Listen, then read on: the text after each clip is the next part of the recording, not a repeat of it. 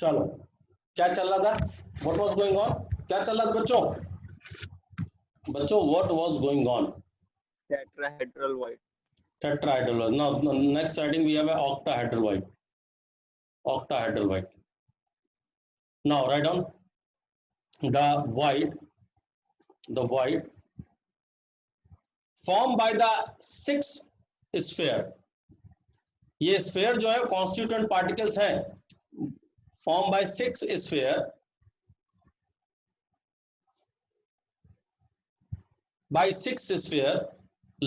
making two equilateral triangle lying in opposite direction.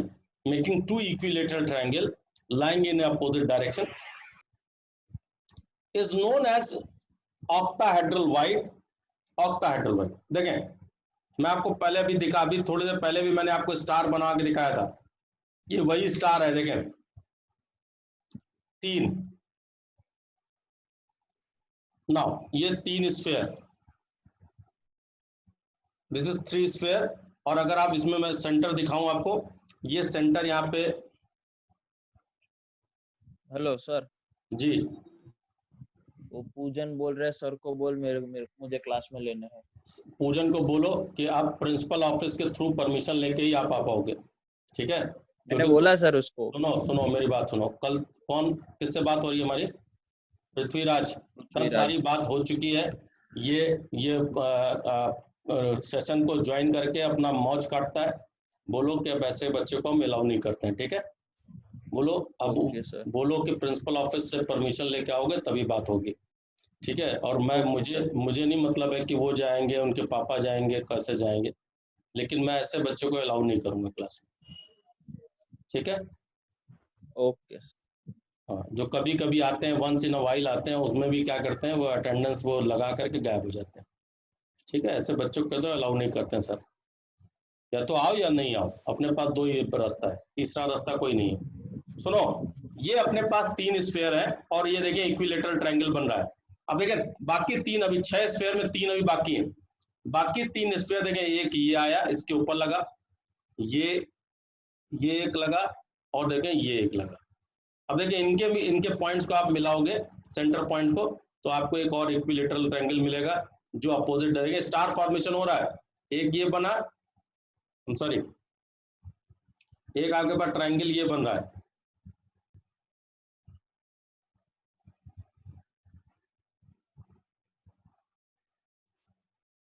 ये red वाला बन गया, और एक देखिए ब्लैक वाला ये बना।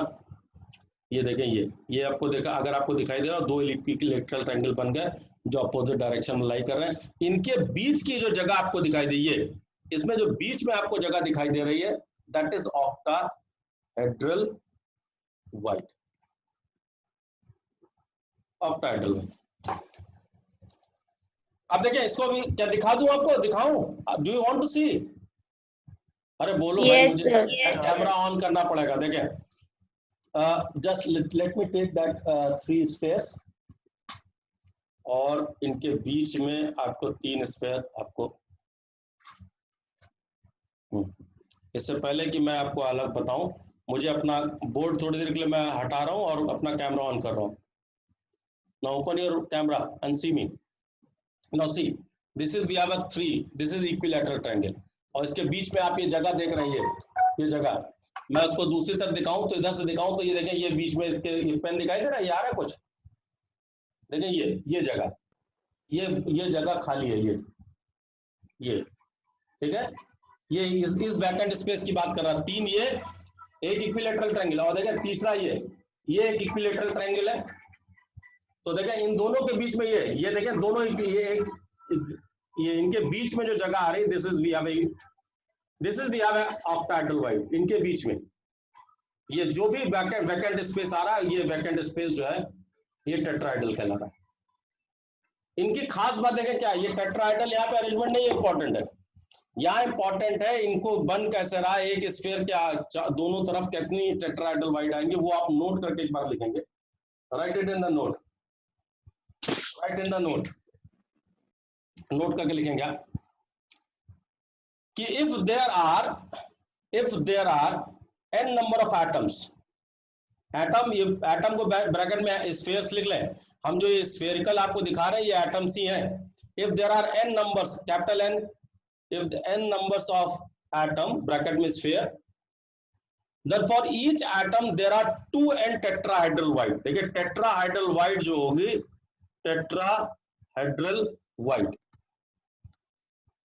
टेट्राहाइड्रल वाइट जो होंगी वो हमेशा डबल होंगी। क्यों होंगी भी बता, वो भी आपको बता रहा हूं। White that is 2n। और ऑक्टाहेड्रल वाइट जो होंगी, ऑक्टाहेड्रल वाइट वो हमेशा n ही होंगी, n, राइट। अब इस 2n, अब देखें कैसे, अब इसको भी मैं आपको दिखा दूं।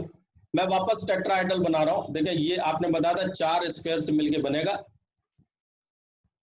4 स्फीयर, तो मैं 3 पहले बना लूं। अब देखें एक आपने यहाँ पे डॉटेड लाइन से ऊपर दिखाया था इसके, देखें अब अगर इस स्फीयर देखें तो एक इस स्फीयर का टच देखें, एक इससे और एक इसके नीचे बॉटम में भी लग रही होगी ना, नीचे एक स्फीयर आपको नीचे आ रहा होगा। तो हर ये 3 स्फीयर को अगर आप गौर करें तो एक टेट्राहाइड्रल वाइट ऊपर आ रहा है, एक टेट्राहाइड्रल वाइट नीचे आ रहा होगा। तो हर एक एटम के लिए there are 2 tetrahedral void, there are 2 tetrahedral void for each atoms, there are 2 tetrahedral white for each atom in the lattice, right। तो हर एक एटम के लिए 2 टेट्राहाइड्रल वाइट और जबकि एक ऑक्टाहेड्रल वाइट होंगी। इसको आपको कैलकुलेशन में लेके चलना पड़ेगा। देखिए इसी में एक छोटी सी एक और हेडिंग आती, coordination number, right on, coordination number, coordination number, coordination number, coordination number. Yes sir, yes sir. Yes, good morning. Sir, good morning, good morning, good morning. Yes, I gave you call. Actually, जी। Poojan gave me call regarding that he was not able to attend the class. नहीं, he was not. I'm not allowing him to attend the class, sir. Okay. मैं उनको ना allow कर रहा हूँ ना करूँगा अभी फिलहाल। हाँ, it's okay, it's up to you. But the thing is, वो ये बोल रहा है कि कुछ लैपटॉप से वाईफाई में कुछ करना पड़ता है तो उसमें समय लग जाता है। Sir This kind of thing is happening every day. Sir ji मैं आपको एक बात बताऊं सर। जी सर आपको याद होगा कि एक दिन मैंने आपसे पृथ्वीराज का केस डिस्कस किया था। हाँ है ना। और सुनिए, पृथ्वीराज कल पृथ्वीराज को मैंने बिल्कुल चेक कर लिया। देखिए आज ये सबसे पहले ये बैठे हुए हैं हमारी क्लास में, ठीक है। कल हम लोग, हाँ जी, और कल हम और MK सर भी थे। हम लोग ने इस पूजन को वो किया, ये गायब है, ये नहाने चला गया। ये सेशन चालू करके नहाने चला जाता है सर। ये इसको हम लोग चिल्लाते रहे, बुलाते रहे, ये गायब है। असल यही सर, आप भी देखिए, मैं कल्पिन को भी नहीं अलाउ कर रहा हूँ। ये क्या करते हैं, ये सेशन जब खत्म होने वाला होता है तब आराम से आ जाते हैं, ये अटेंडेंस देने। कुछ बच्चे इसमें अटेंडेंस देने आते हैं। ओके, मुझे ये मतलब नहीं है, मुझे मतलब ये है कि हमारी क्लास में तो या तो आओ या नहीं आओ, 2 ऑप्शन है। क्योंकि डिस्टर्ब होता है सर, डिस्टर्ब होता है मेरे लिए जानते हैं, जो क्लास में लास्ट बच्चा है ना, मेरे लिए वो ज्यादा इंपॉर्टेंट है। और मैं इनको सर राइट टाइम कर लूंगा। तो अब देखिए आज मैंने इस समय मैंने कल्पिन को भी अलाउ नहीं किया। अब ये कल भी मेरे सेशन में अलाउ, कल्पिन और पूजन दोनों नहीं रहेंगे। इनको अब प्रिंसिपल ऑफिस से परमिशन लेकर के ही आना पड़ेगा सर। वो सिग्नेचर ये जब मुझे फॉरवर्ड करेंगे तब मैं आई विल अलाउ देम, ठीक है। मुझे कल सर ने कहा था कि आप इनके वो उनसे टीचर से बात कर लिए, वो इनके पेरेंट्स को फोन करेंगे। मैंने कहा हम लोग क्यों करेंगे, इनके पेरेंट्स को आना पड़ेगा भाई। ये इनकी प्रॉब्लम है, घर से बैठे पढ़ रहे हैं। इनके पेरेंट्स को नहीं मालूम कि वो सेशन लगा के नहाने चला जाता है। ये हमारी प्रॉब्लम है क्या sir? Obviously. So listen, students, you can. I hope you all are hearing now. Class 12C. Open your mic. Speak, everyone. I mean, yes sir. पूजन ने मुझे कॉल किया, लेकिन पूजन को मैंने परमिट किया, but sir is right at his place, ठीक है। और in that case I am not going to allow anyone. और ये इस तरह की एक्टिविटीज आप लोग साइंस के स्टूडेंट होके और केमिस्ट्री, फिजिक्स और जो भी सारे 5 सब्जेक्ट्स में अगर आप इस तरह की लापरवाही कर रहे हो तो we are not at all responsible for your poor marks and all that. अगर आपको ये लग रहा है कि आप लोग भी बहुत अच्छे ढंग से बैठे बिठाए 95 और 98% आएगा तो गलतफहमी में नहीं रहो। कुछ बच्चे फेल भी हुए हैं 12 में। अगर कैजुअल अपने पढ़ाई को लेकर चल रहे हो तो समझ लेना कि बहुत प्रॉब्लम होगी। और we are not here to tell you each and every day you have to attend, you have to be regular, you have to be attentive. ये बच्चों वाली बात अब नहीं है। सर मैं इसमें सर एक चीज और इन्फॉर्म करना चाहता हूँ, ये मोहित बाफना भी मेरे अब टारगेट पे है सर। मोहित बाफना ये पिछले 3 दिन से आ रहा है, इससे पहले आता ही नहीं था मेरे क्लास में। मोहित बाफना ने हाँ मुझे भी कॉल किया था। हाँ। ये इसको मोहित बाफना को आगे देख लीजिए, अगर कुछ ऐसा होता है तो बताइए मुझे। जी जी। ये मेरे भी क्लास में अभी 2-3 दिन पहले से आ रहा है। और सुन लो आप सभी, कल क्लास था मेरा 12C में, या जो स्ट्रेंथ रहे ना सभी पीरियड में उतने में ही रहो, अदरवाइज अटेंडेंस नहीं लगेगा। और 20 मार्क्स का राइट है मेरे पास भी प्रैक्टिकल का, और मैं तुम सभी को वार्निंग नहीं दे रहा हूँ। मेरा सीधा सा मतलब है कि मेरे बच्चे, मेरे स्टूडेंट्स अच्छा मार्क्स लाएं, और उसके लिए आपको क्लास में रहना होगा। आप समझ लो ये बात। अगर आप ये सोच रहे हो कि हम बैठ के टाइम पास अच्छे ढंग से हो जाएगा, तो ऐसा नहीं होने वाला। हम लोगों के एक्सपीरियंस के बेस पे काम करो, जो कहा जा रहा है उसको फॉलो करो आप सभी। अगर ये होता है कि लास्ट के 4th पीरियड में आप आते आते अटेंडेंस कम हो रहा है, ये सारी चीजें वॉच की जाती हैं। ठीक है, एक एक पीरियड का अब इंफॉर्मेशन आपको 2-4-10 दिन में ऐप बन रहा है स्कूल में ही, उसमें ये होगा। एक एक दिन का हम लोग रिपोर्ट देंगे, किस पीरियड में तुम प्रेजेंट थे नहीं थे। तो अगर आप ये सोच रहे हो कि हम सारी चीजें जैसे 11th में किए वैसे कर लेंगे, तो नहीं होने वाला, याद रखना। और मेरे पास प्रिंसिपल सर की तरह अधिकार नहीं है। अगर टीचर ने कह दिया आपको कि प्रिंसिपल सर से जाके बात करो, तो प्रिंसिपल सर से ही बात करना है। I can not come in between. याद रखिए आप सभी, इसलिए रेगुलर रहिए। सर इसमें एक कोई बच्चा, कंप्लेंट, सर एक चीज और इन्फॉर्म कर दो, इसमें एक और बच्चा मेरे उस पे है, ये परनिल भी उसी उसमें है। प्रेनिल हाँ प्रेनिल अनम्यूट करो तो। Yes sir. हाँ सर, गलत बोल रहे हैं कि तुम हरिश्चंद हुए हो, बताओ। सर एक दिन नहीं आया था, खाली कल एक पीरियड नहीं आया था सर। एक दिन नहीं, ये आराम से देर सरेवे आने वालों में है सर। और ये आए ना आए, अगले पीरियड में आए ना आए, इनका अपना नहीं सर, आप you are authorize to do what you like. ठीक है, अगर विथ प्रूफ, अगर आपको लगता है कि ये बच्चा ऐसे कर रहा है विथ प्रूफ, तो आपको जो एक्शन लेना है लीजिए। We are with you. We can not play with the students study, right?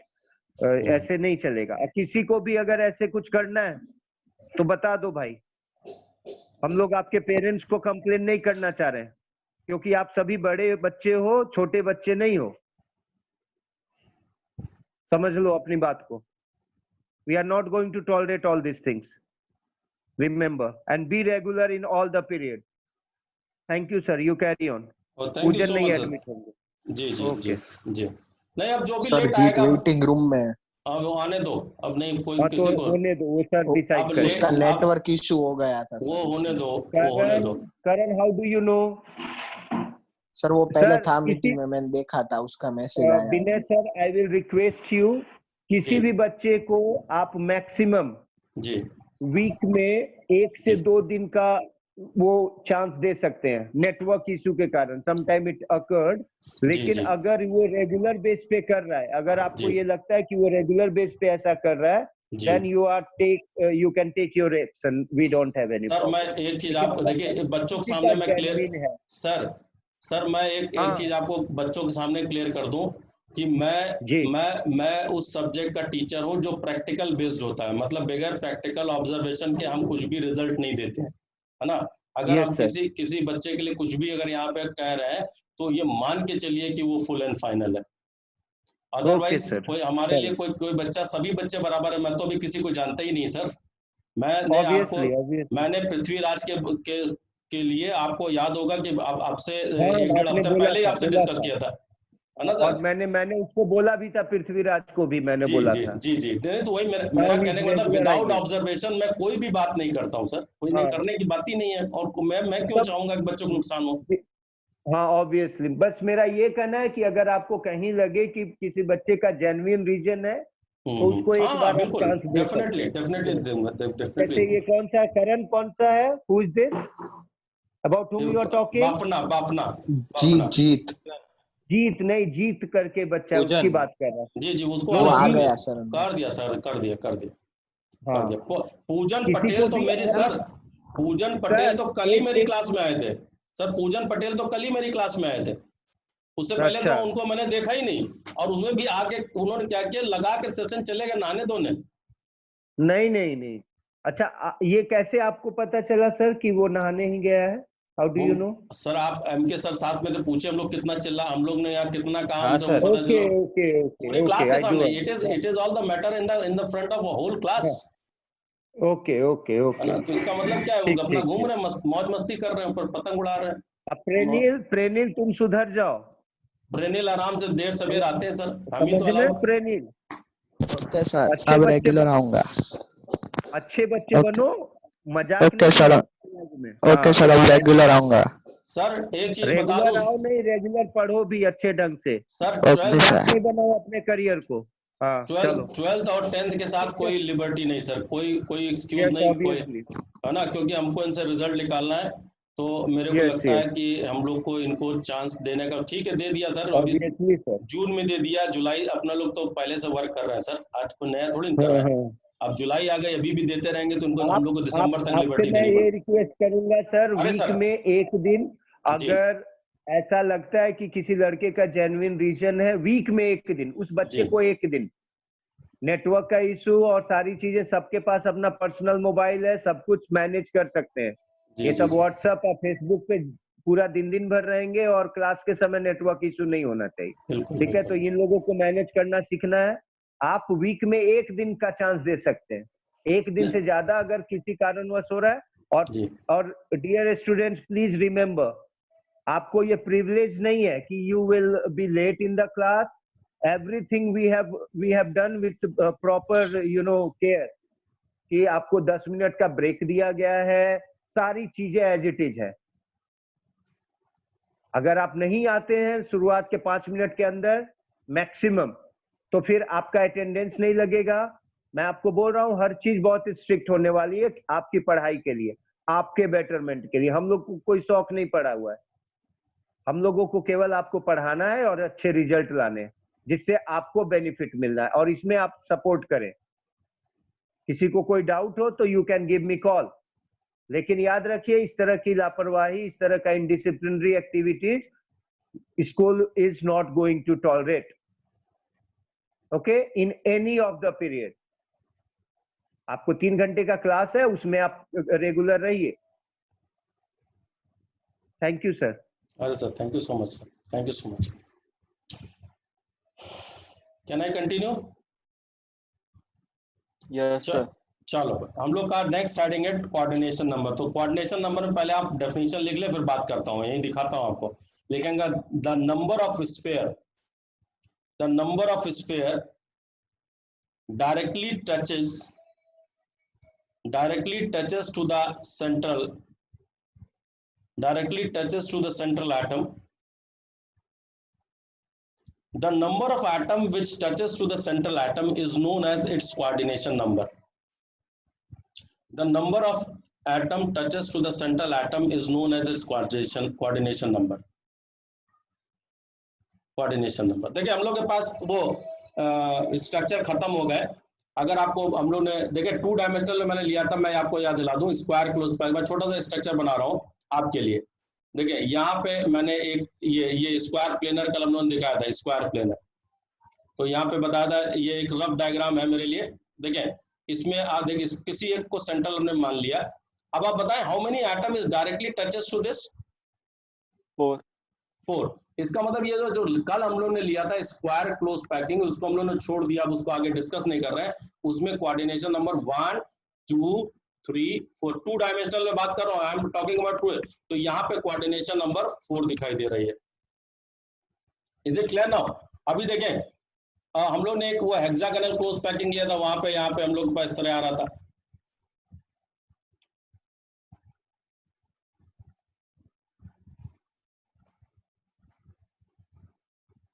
देखिए इसको एक सेंट्रल मान लिया, तो how many atom stretches there? 1 2 3 4 5 6 है ना। तो 6 अगर आपको टच हो रहा है तो इसका कोऑर्डिनेशन नंबर कितना हो गया? 6 हो गया। अब सुनो, इसी को टेट्राहेड्रल में अभी हम लोग पीछे 2 स्ट्रक्चर बनाए हैं, हेक्सागोनल क्लोज पैकिंग एंड वो, उसमें देखिए किसी एक को सेंटर माने आप। देखिए अभी हम लोगों ने लिया था हेक्सागोनल क्लोज पैक में, उसमें आपने एक आपने सेंटर में लिया था, बाकी 6 इधर से अटैच कर रहे थे, है ना। और नीचे से 3 थे, ऊपर 3 थे, टोटल कितना आ जाएगा? अरे अभी जो हम लोग लिया था हेक्सागोनल क्लोज पैकिंग 3 डायमेंशन में, हाँ हेक्सागोनल 3, देखो काउंट करें वहां पे 12 आ रहा होगा, 12, हाँ 12 12 आ रहा है ना, 12 आ रहा है। सेंटर के चारों तरफ 6 थे, 3 नीचे थे, 3 ऊपर थे, ठीक। उसी तरह आप देखें क्यूबिक क्लोज पैकिंग में, सीसीपी में जब देखें ए लेयर को देखें, ए लेयर के ऊपर जो बी लेयर है उसमें 6 एटम थे, और नीचे एक लेयर आ रही हुई सी की, तो उसमें 6 थे, टोटल कितने हो जाएंगे?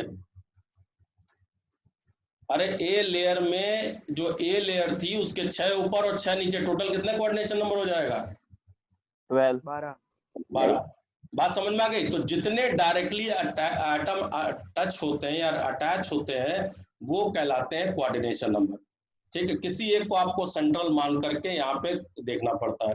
ये 2 डायमेंशनल में देखना ज्यादा इजी है, 3 डायमेंशनल में चूंकि कॉम्प्लेक्स हो जाता है, तो you will have to consider the things accordingly.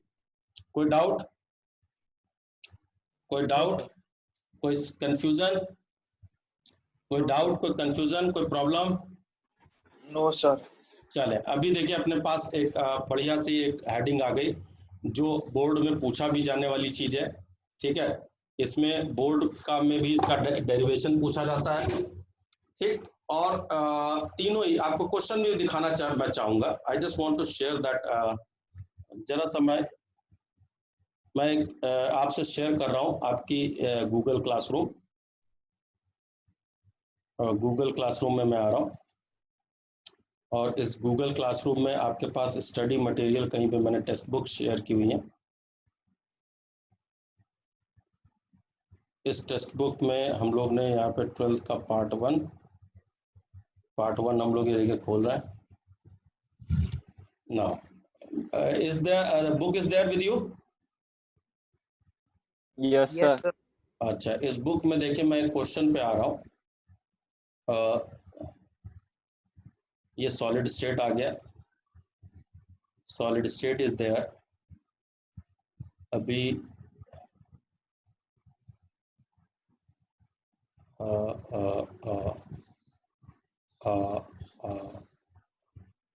देखिए ये मैं इस टॉपिक पे आ गया हूँ, ये पैकिंग इफिशिएंसी इन हेक्सागोनल क्लोज पैकिंग, है ना, इनमें मैं आ गया हूँ। इस टॉपिक में आने से पहले मैं यहाँ पे एक एनसीईआरटी का क्वेश्चन लेना चाहता हूँ, और ये बताना भी चाहता हूँ कि ये अक्सर पूछा भी जाता है बोर्ड एग्जाम में, और एनसीईआरटी का क्वेश्चन आपको दिखा देना जरूरी है। ये देखें,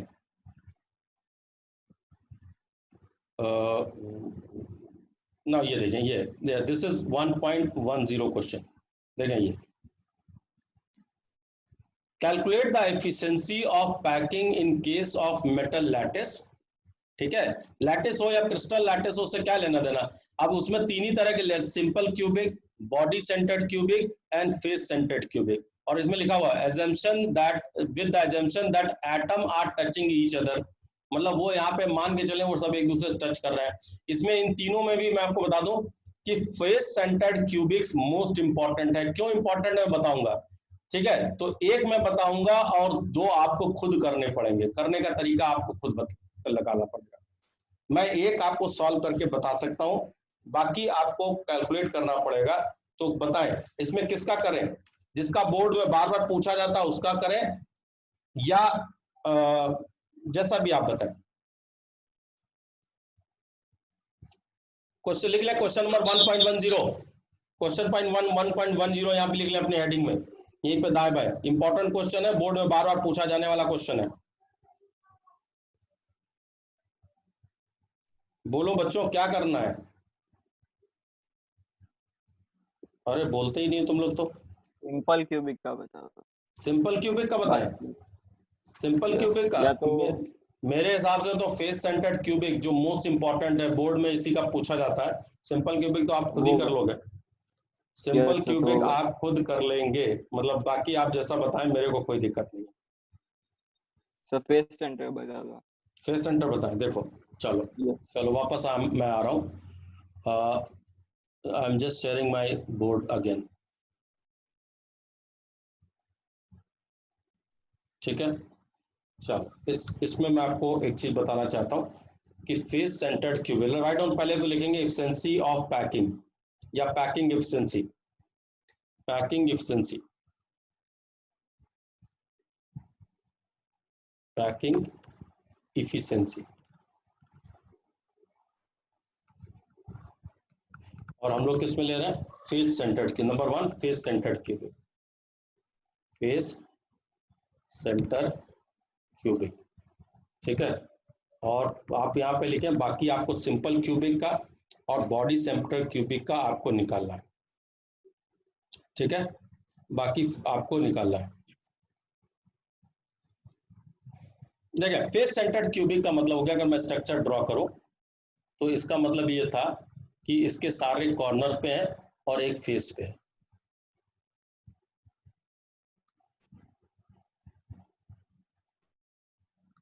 ठीक है।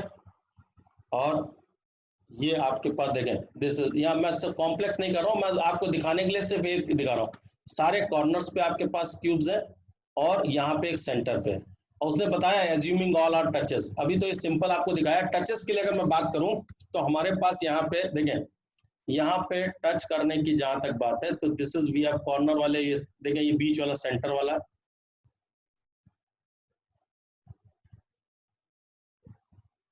ये कॉर्नर्स वाले, ठीक है, ये कॉर्नर वाले। आप मान के चलो सब बराबर के हैं और एक साथ लाई कर रहे हैं, कोई दिक्कत तो नहीं।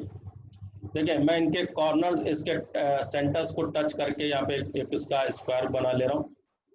ये this is we have suppose this is A, this is B, this is C, this is D, और इनकी जो रेडियस है वो आर है, दिस इज आर, ठीक है।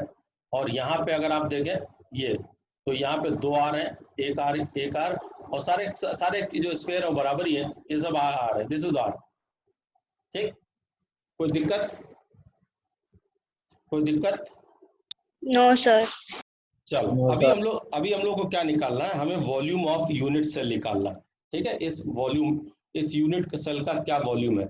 अगर वैसे देखें तो इस यूनिट सेल का वैसे एज क्या है, ये हमारे पास ये इसका, अगर यूनिट सेल का अगर साइड एज लेंथ 1 है तो इस पूरे क्यूब का, ये क्यूबिक है, क्यूबिक, तो इसका क्या वॉल्यूम आएगा? वॉल्यूम ऑफ क्यूब क्या आ जाएगा? If the edge length, volume of, मैं पहले इसको निकाल लूं, वॉल्यूम ऑफ क्यूबिक, क्यूबिक है ना, when the edge length is edge length is a, क्या हो जाएगा? a क्यूब हो जाएगा, सिंपल से, ठीक। अब उसमें नंबर ऑफ एटम जो है वो हमारे पास कितने हैं? Number of atom, number of atom क्या होंगे? अरे फेस सेंटर्ड में नंबर ऑफ एटम कितने होते हैं? 4 है ना, यस और नो? 4। तो हम लोग को पहले कैलकुलेट करना है। देखिए हम लोग यहाँ पे पहले रेडियस के टर्म में निकालते हैं, ठीक है, पहले ए के टर्म में निकालते हैं। इन द ट्रायंगल, देखिए ट्रायंगल में ले रहा हूं ए बी और C, in a triangle A B C, in a triangle A B C, ठीक है। तो ए बी सी क्या है? राइट एंगल ट्रायंगल है, is it right angle triangle? Yes sir. AC is equal to क्या हो जाएगा अपने पास? AC का square is equal to AB का स्क्वायर प्लस BC का स्क्वायर, यस और नो? और देखें मैं पहले मैं यहाँ निकाल रहा हूँ, देखें मैं यहाँ लिखे दे रहा हूँ इन टर्म्स ऑफ, पहले A निकालते हैं, in terms of edge length. देखें यहां से यहां तक का AB का जो डिस्टेंस है वो A के बराबर, पहले आपको ले लिया है एज लेंथ, और AC का जो है वो, चूंकि क्यूब है तो सारे लेंथ बराबर होंगे, ये भी A है, तो इसका मतलब AC इज इक्वल टू क्या हो जाएगा? AC is equal to A का स्क्वायर प्लस A का square, that is AC is equal to, कल भी हमने निकाला था √2a, कल ये निकाला था कि नहीं निकाला था? अरे यस और नो? Yes sir. तो निकाल देखिए AC की वैल्यू हम लोगों ने इन टर्म्स ऑफ A निकाल ली। अभी मैं ले रहा हूं अगेन इन ट्रायंगल ABC, अब इन टर्म्स ऑफ R निकाल रहा हूं, in terms of radius R। तो AC इज इक्वल टू क्या हो जाएगा अपने पास? देखें how many R's are there, एक R, 2 R, इसका पूरा डायमीटर आप ले रहे हो, इसका 3 R। तो AC की वैल्यू किसके बराबर है? AC की वैल्यू किसके बराबर है? R के 2 टर्म times में। diameter, यस नहीं 4 times 4 times R, yes it is 4R, very good. अब देखें ये आपने एक AC की वैल्यू A के टर्म में निकाल ली, ये आपने AC की वैल्यू R के टर्म में निकाल ली। तो क्या मैं इसको A को और R को ये दोनों इक्वेशन इक्वेट कर दूं by equating equation 1 and 2, right? तो that is under root of A is equal to 4R। Yes अरे हाँ या ना? तो A इज इक्वल टू क्या आ जाएगा? Then A is equal to क्या हो जाएगा? Then A is equal to 4/√2R। अरे हाँ या ना? या R के टर्म में आप निकाल लें, किसी भी एक के टर्म में आप निकाल लें, आपको जिसमें पसंद आ रहा है उसको निकाल लें। अगर आप R की वैल्यू निकालना चाहते हैं तो R इज इक्वल टू आ जाएगा √2a/4। Either you will calculate this और यू विल कैलकुलेट दिस, ठीक? अरे हाँ या ना? yes sir, अब देखो आपने इस क्यूब का वॉल्यूम निकाला था A क्यूब, अगर पूरे क्यूब का वॉल्यूम मैं R के टर्म में निकालना चाहूंगा तो क्या होगा? A की वैल्यू, A की जगह मैं R की वैल्यू रख दूं या A की जगह इस वैल्यू को रख दूं A की जगह? हाँ sir, Yes. or no? Now I am coming, तब वॉल्यूम, अभी भी देखो कुछ लोग खड़े हुए हैं।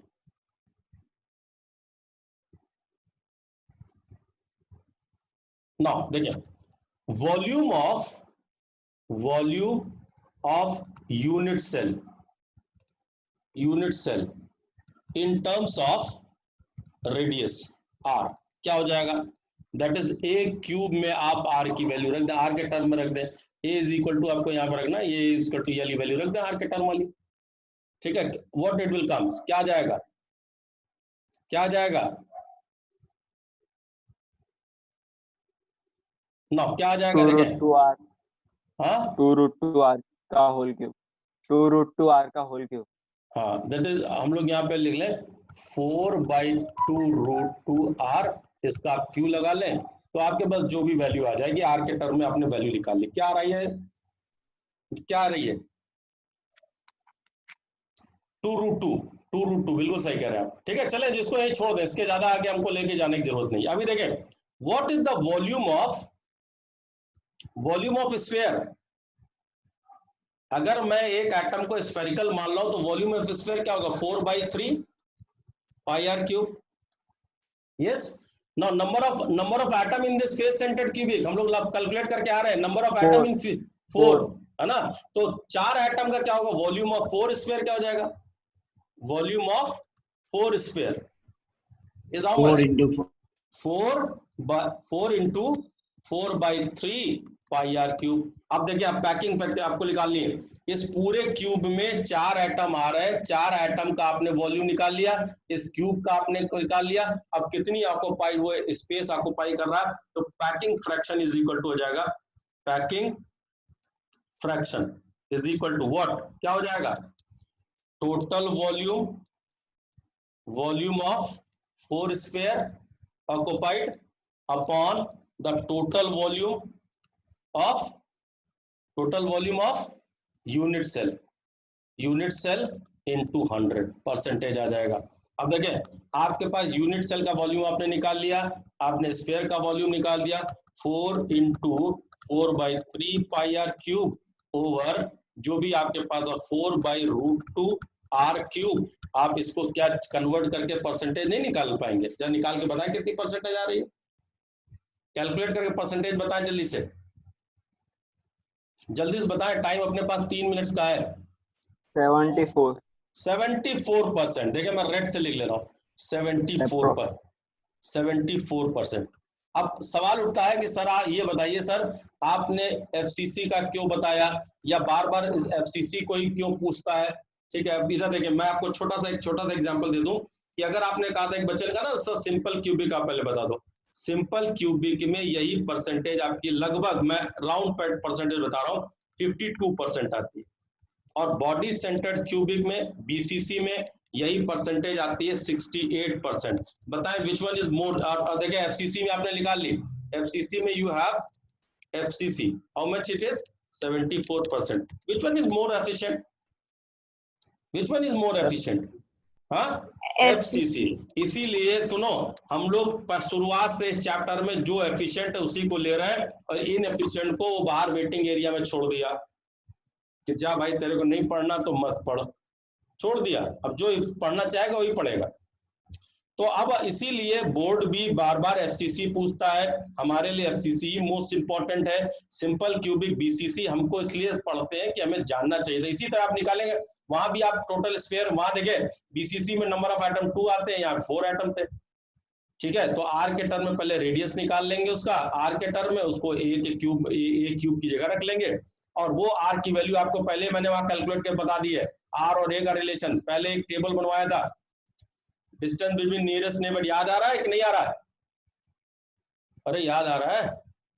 यस सर है जी, वो आर और ए का रिलेशन ऑलरेडी वहां पे डिराइव है, चाहे आप सीधे वहां से Yes, उठा के sir. रख दें। ठीक है, आर के टर्म में आपको यहाँ पे रेडियस के टर्म में क्यूब में ए क्यूब में रखना है। टोटल आपको वॉल्यूम स्फीयर का मालूम है 4/3 पाई आर क्यूब है। बीसीसी में 2 एटम है तो 2 से मल्टीप्लाई करेंगे।